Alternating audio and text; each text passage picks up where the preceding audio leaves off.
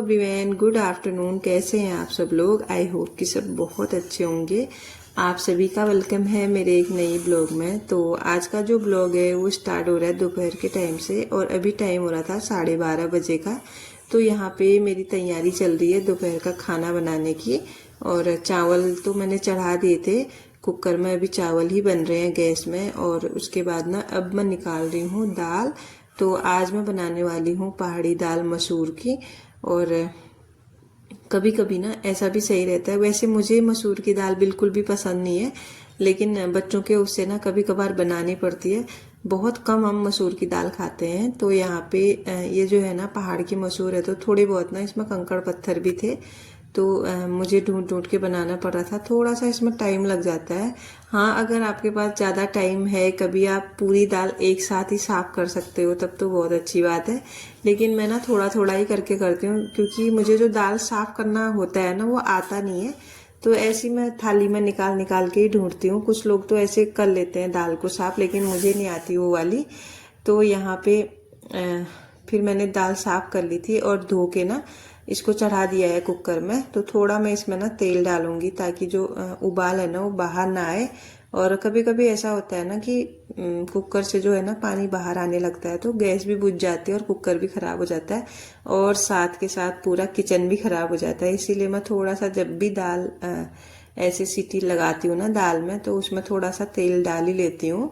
और यहाँ पे खाना मेरा बन ही रहा था। तो जो सुबह के नाश्ते के बर्तन थे ना वो भी मैंने नहीं लगाए थे।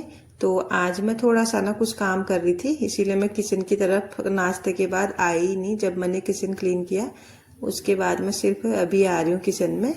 तो बर्तन वैसे भी ये ना सूख गए थे। और आजकल थोड़ा मौसम सही है, बारिश नहीं हो रही है अब, और ज़्यादा गर्मी भी नहीं लग रही है। नॉर्मल मौसम हो गया है। अब धीरे धीरे देखते हैं, फिर सही आ जाएगा मौसम। तो फिर 1-2 महीने के बाद तो फिर सर्दियाँ ही स्टार्ट हो जाएंगी दिवाली के बाद से। तो यहाँ पे जितने भी मैंने बर्तन धो के रखे थे वो सारे मेरे बर्तन सूख गए हैं, और सभी को मैंने उनकी जगह पे लगा दिया है। और दाल तो बनी रही है, तो मैंने कहा चलो फटाफट से ना यहाँ पे प्याज लहसुन टमाटर जितना भी है उसको मैं कट करके रख लेती हूँ। तो यहाँ पे मैंने ये जो लहसुन है ना इसको छील के रख दिया था। और ये भी मेरे किचन गार्डन का ही लहसुन है, थोड़ा बहुत ही रह गया है। वैसे लहसुन भी हम बहुत कम खाते हैं। जब ऐसी दाल बनाते हैं ना मसूर वगैरह की, तभी मैं लहसुन प्याज डालती हूँ, वरना तो सिंपल सा ही बनता है।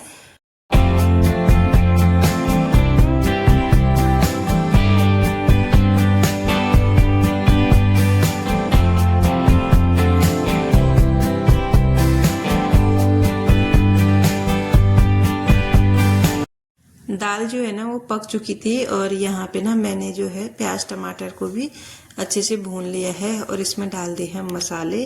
तो मसूर की दाल में ना थोड़े मसाले ज़्यादा ही अच्छे लगते हैं, थोड़ी चटपटी सी अच्छी लगती है। और जो मैंने मिर्च कट कर रखी है ना, ये मिर्च बहुत ज़्यादा बड़ी बड़ी मिर्च है, और इतनी तेज़ मिर्च है ना, एक मिर्च डालो तो सब्जी में दाल में कुछ में भी बहुत तेज़ हो रही है आजकल मिर्च। तो अभी क्या है ना, मिर्च का जो पकने का सीजन है ना वो स्टार्ट हो चुका है, मिर्च पूरी हो गई है। तो सभी मतलब जितनी भी मिर्च है ना, तो बहुत मिर्च हो रही है उसमें।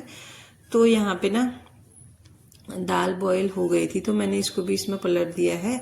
और थोड़ा मैंने जो कुकर में लगा हुआ था ना उसको भी पानी से धो के इसमें डाल दिया है। तो जैसी मैंने दाल यहाँ पे पकने को छोड़ी, थोड़े बहुत बर्तन हो गए थे सिंक में, और इनको मैं फटाफट से धो लूँगी। और एक ना ये कंटेनर है, इसमें मैं चावल रखती हूँ, ये भी खाली हो गया था, तो मैंने कहा चलो इसको भी ना मैं धो लेती हूँ। उसके बाद इसको सुखा के फिर जाके इसमें चावल डालूंगी।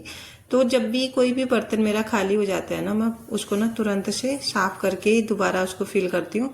नहीं तो ऐसा होता है ना कि जो उसके नीचे नीचे साइड है ना तलवे में, तो कुछ कुछ चिपका रहते हैं। तो जैसे कभी मतलब कपड़े से भी साफ करो ना, तो कुछ ना कुछ तो रह जाती है, किसी में स्मेल रहती है, किसी में कुछ रहता है डस्ट वगैरह।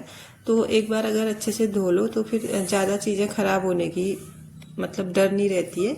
तो इसीलिए ना मतलब मैं धोते रहती हूँ, जब भी कुछ भी बर्तन खाली होता है तो उसको धो के दोबारा से फिल करती हूँ। और यहाँ पे बच्चे अभी स्कूल गए हैं तो बच्चों का भी टाइम हो रहा था। मैंने कहा जब तक बच्चे नहीं आते ना सब कुछ मतलब कंप्लीट करके ही रखना होता है। फिर बच्चे आ जाते हैं तो उनको आने के बाद फिर खाना वगैरह खिलाओ, फिर ट्यूशन वगैरह जाते हैं तो फिर थोड़ा सा मतलब दोपहर का टाइम जो होता है ना बच्चों के आने के बाद थोड़ा बिजी हो जाती हूँ मैं। वैसे तो ज़्यादा नहीं, मतलब दिन में भी थोड़ा बहुत ही काम होता है, खाना बनाने का ही काम है दिन में, ज़्यादा तो काम कुछ नहीं है। लेकिन जब बच्चे आते हैं ना फिर मतलब छोटी मोटी चीज़ें बहुत सारी हो जाती हैं। और यहाँ पे मेरे बर्तन भी धुल गए हैं, कुछ मैंने ऊपर लगा दिए हैं। और जो ये कंटेनर मैंने धोया है इसको मैं डाल के आऊँगी बाहर, धूप में रख के आऊँगी, सॉरी।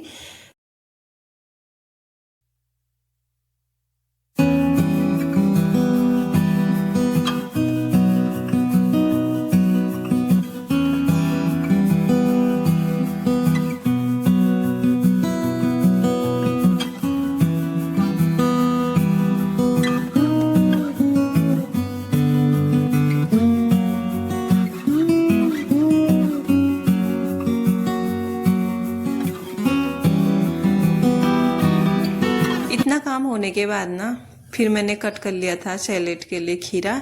और दोपहर का ऐसा टाइम होता है ना ज़्यादातर किचन में ही बीतता है, तो खाना बनाते समय ना किचन में ही रहना पड़ता है। तो किचन का ही सब काम मैं कोशिश करती हूँ कि कंप्लीट हो जाए, जो बचे कुचे काम होते हैं।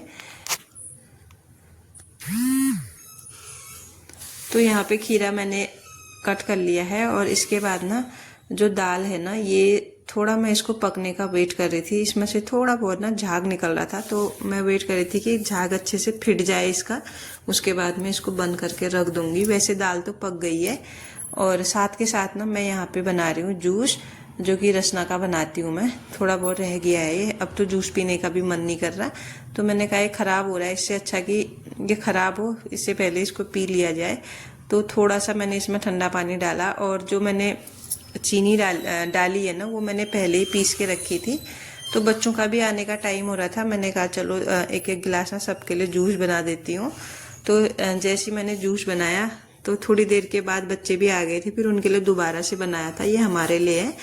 तो इसको पिया, फिर उसके बाद बच्चे आ गए थे, फिर बच्चों के लिए बनाया। तो आज क्या है कि मैंने ना मसूर की दाल बनाई है और किचन देख सकते हैं आप पूरा क्लीन कर दिया है मैंने। तो इसके बाद ना आज भोग में फिर कान्हा जी के लिए मैंने काट लिए थे फ्रूट, क्योंकि मसूर की दाल बनी है, लहसुन प्याज सब कुछ उसमें पड़ा है और फिर टाइम भी ज़्यादा हो रहा था। तो मैंने कहा अब क्या बनाऊं कान्हा जी के लिए। तो उनको मैंने अभी ना फ्रूट का भोग लगा लिया है। और जो ये आम है ना, ये आम हमारे गांव से आया था, मम्मी ने भेजा था हमारे लिए। तो अभी भी हमारे गांव में आम है, शायद से अब खत्म हो गए होंगे, लेकिन जब ये भेजे थे तब बहुत सारे थे मतलब। तो थोड़े बहुत एक दो दाने और बचे थे। तो मैंने कहा चलो अभी कान्हा जी के लिए एक आम और एक एप्पल काट के रख देती हूँ, तो उनको भोग लगा के फिर उसके बाद ना हम भी खाना खाएंगे। तो यहाँ पे चम्मच भी रखा है मैंने आम खाने के लिए। तो ऐसे निकालेंगे जब ना, तो मैं निकाल के खिलाऊंगी मैं उनको। तो सबसे पहले कान्हा जी को यहाँ पे बैठे हैं कान्हा जी आराम से पंखे की हवा में। और आज सुबह ना मैं ये बना रही थी, जो कान्हा जी के पीछे रखा हुआ है ना, तो यही बना रही थी मैं सुबह से, आज इसमें लगी हुई थी। तो जो हमारे पहाड़ों में एप्रन होते हैं ना वो मैंने इसमें डाले हैं। पहले तो लाल वाला पेंट किया था उसके बाद। और एक कार्डबोर्ड का टुकड़ा है और इसमें मैंने मिरर लगाए हैं कुछ, ये ना अंदर बचे हुए मिरर थे, ये लगा दिए थे मैंने। तो मुझे तो अच्छा लगा, आप लोगों को कैसा लगा देख के ज़रूर बताइएगा। तो मुझे ऐसी चीज़ें ना करनी बहुत ज़्यादा पसंद है, जो क्रिएटिविटी होती है। और तो सुबह से मैं इसी में लगी हुई थी। एक ना मैंने और बना रखा है ऐसा ही, उसका ना कलर अलग है और डिजाइन भी अलग है, कभी आपको दिखाऊंगी अगर याद रहेगी तो ब्लॉग में। और यहाँ पे अब कान्हा जी को ना मैं भोग लगा लेती हूँ। तो जब भी मैं कान्हा जी को भोग लगाती हूँ ना, उन्होंने जितनी भी ज्वेलरी पहनी होती है तो उसको मैं उतार के ही भोग लगाती हूँ उनका, ताकि वो आराम से अपना भोग लगा पाए, अच्छे से खा पाए। तो यहाँ पे इनको भोग लगा के फिर मैं चली गई हूँ फिर से किचन में। तो पूर्वी आ गई थी ना स्कूल से, वो बोली थी कि मुझे ना जीरा राइस खाना है। तो फिर ना मैंने उसके लिए अलग से, इसमें जो ये कढ़ाई है ना इसमें मैंने थोड़ा सा तेल डाला और जीरे का छौंका, फिर उसके लिए थोड़ा सा मैंने जीरा राइस बनाया और मैंने भी यही खाया। फिर तो खाना खाने के बाद ना फिर इनका हो गया था ट्यूशन का टाइम। तो 2 बजे आते हैं, कपड़े वगैरह चेंज करने तक, नहाने धोने तक। कभी कभी तो पूर्वी 2 बार नहा लेती है। तो 2:30 बज जाता है। 3 बजे से फिर इनका ट्यूशन ही होता है, तो खाना वगैरह खाने तक ना 3 ही बज जाता है हमारा। तो यहाँ पे फिर मैं इनको ना ट्यूशन छोड़ने चली गई थी। और आप देख सकते हैं बाहर आज इतनी तेज धूप है, बहुत ज़्यादा तेज। तो यहाँ पे बच्चों को मैं ट्यूशन छोड़ के आई। उसके बाद ना फिर मैंने जितने भी मतलब खाने पीने के बर्तन थे वो धोए, किचन साफ किया। फिर बच गए थे कपड़े। कपड़े तो मैंने पहले उठा दिए थे, जब मैंने ब्लॉग स्टार्ट नहीं किया था उससे पहले मैंने कपड़े उठा दिए थे, क्योंकि कपड़े सुबह धुल जाते हैं तो सूख जाते हैं दोपहर तक। और आज तो धूप इतनी तेज थी कि मतलब आधे घंटे में ही कपड़े सूख जाते। ड्राई किए हुए कपड़े तो आधे घंटे में पक्का ही सूख जाते।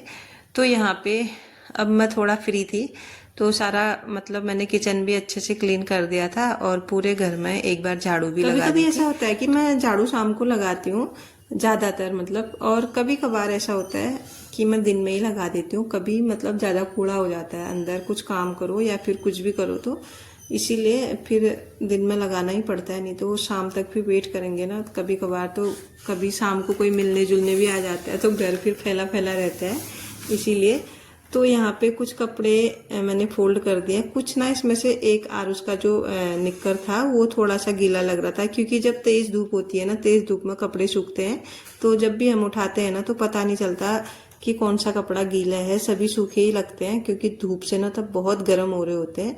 तो बाद में पता चलता है कि कौन सा गीला है कौन सा सूखा है करके। तो यहाँ पे मैंने सारे कपड़े फोल्ड कर दिए हैं और इसको अब रख दूंगी। तो इसके बाद अब मैं थोड़ी देर के लिए फ्री हूँ, तो आज का ब्लॉग अब यहीं पे मैं क्लोज करूंगी। मिलती हूँ आपको किसी नेक्स्ट ब्लॉग के साथ। तब तक के लिए bye bye everyone, thanks for watching. और अगर आपने अभी तक वीडियो को लाइक नहीं किया है तो प्लीज़ लाइक करके सब्सक्राइब भी कर